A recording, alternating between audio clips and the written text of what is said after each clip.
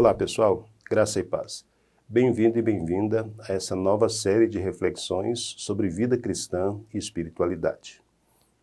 A partir deste vídeo, vou separar alguns momentos durante 4 ou 5 semanas para conversar com você sobre um tema de máxima importância para aqueles que se identificam com Jesus. Quero falar sobre as marcas da verdadeira espiritualidade cristã e sobre o significado de espiritualidade. Se esse assunto te interessa, me acompanhe até o final desse vídeo para compreender com maior clareza essa temática. Se você ainda não se inscreveu neste canal, inscreva-se agora mesmo, deixe seu like, sua curtida e ative o sininho para não perder nenhum dos novos vídeos publicados semanalmente em nosso canal. Para início de conversa, 2 perguntas para você refletir a respeito. Primeira, quais seriam as marcas ou características que identificam um verdadeiro cristão espiritual? Segunda, qual a sua definição de espiritualidade? Existem 2 vias ou tendências que geralmente são seguidas para responder a essas perguntas. Essas 2 vias refletem uma percepção equivocada do que vem a ser um verdadeiro cristão espiritual. Alguns associam espiritualidade à observância de usos e costumes. Outros associam espiritualidade à manifestação de dons espirituais, principalmente aqueles que são chamados de dons extraordinários, como línguas, interpretação de línguas, profecia, dons de curar, dom da fé, palavra do conhecimento, palavra da sabedoria e etc. De acordo com essa visão, quanto mais dons e mais extraordinários forem os dons que alguém possua, mais espiritual essa pessoa será. A partir dessa perspectiva equivocada, cria-se um mito dentro das comunidades cristãs. Pessoas comuns, cheias do Espírito Santo e capacitadas com dons espirituais, passam a ser vistas como semideuses, como pessoas especiais, ungidas, mais santas e mais crentes que as demais, e que por isso merecem um tratamento diferenciado. Esse mal é como um câncer silencioso que se espalha entre muitas comunidades cristãs. A igreja começa a envolver essas pessoas em um manto de santidade, justiça, de glória e de poder, a ponto de elas acreditarem que realmente são especiais. Sem perceber, a igreja acaba contribuindo para o envaidecimento espiritual dessas pessoas, o que faz com que, na maioria dos casos, elas fujam do propósito divino ou acabem sofrendo quedas espirituais. Entender espiritualidade por essas 2 vias é um tremendo equívoco. Um cristão espiritual pode ser um bom observador de usos e costumes. Todavia, nem todo cristão que observa usos e costumes é espiritual. Veja o caso dos escribas e fariseus. Mateus capítulo 23, versículos de 1 a 7, registrado nas Escrituras, são palavras do próprio Jesus.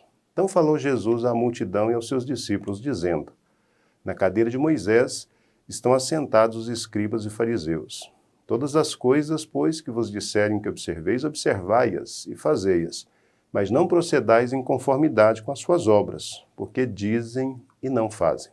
Pois atam fardos pesados e difíceis de suportar e os põem aos ombros dos homens, eles, porém, nem com seu dedo querem movê-los. E fazem todas as obras a fim de serem vistos pelos homens, pois trazem largos filactérios e alargam as franjas das suas vestes e amam os primeiros lugares nas ceias e as primeiras cadeiras nas sinagogas e as saudações nas praças e os serem chamados pelos homens Rabi, Rabi.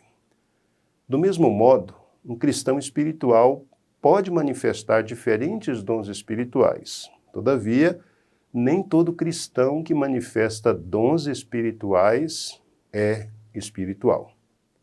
Minha afirmação parece incoerente? Basta ler a primeira carta de Paulo aos Coríntios para você constatar o que eu estou dizendo. Dentre todas as igrejas do Novo Testamento, de que temos registro, a igreja de Corinto se destaca como aquela em que os dons espirituais mais foram derramados e mais se manifestaram. Porém, ao escrever aos irmãos dessa cidade, Paulo diz o seguinte, 1 Coríntios capítulo 3, versos de 1 a 3.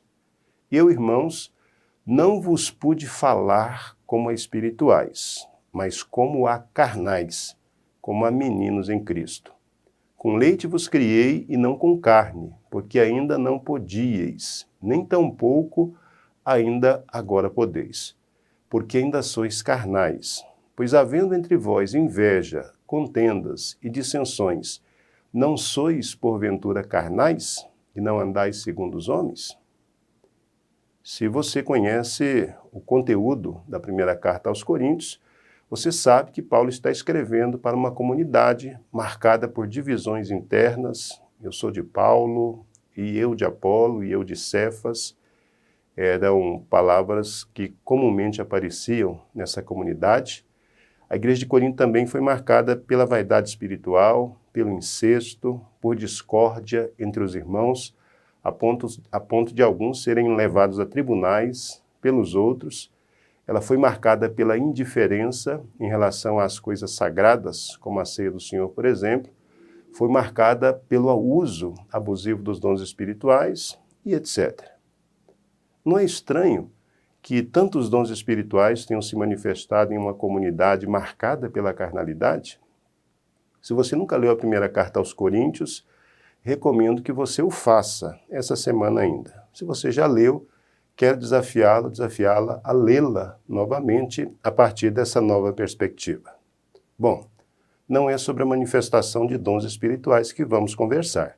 Sobre esse tema, já estou desenvolvendo há meses uma série de vídeos que você pode conferir nesse canal. Nesta série de vídeos que se seguirão, irei tratar acerca das marcas da verdadeira espiritualidade cristã e do significado de espiritualidade cristã. Na próxima semana conversaremos um pouco mais a respeito desses temas. Vejo você no próximo encontro.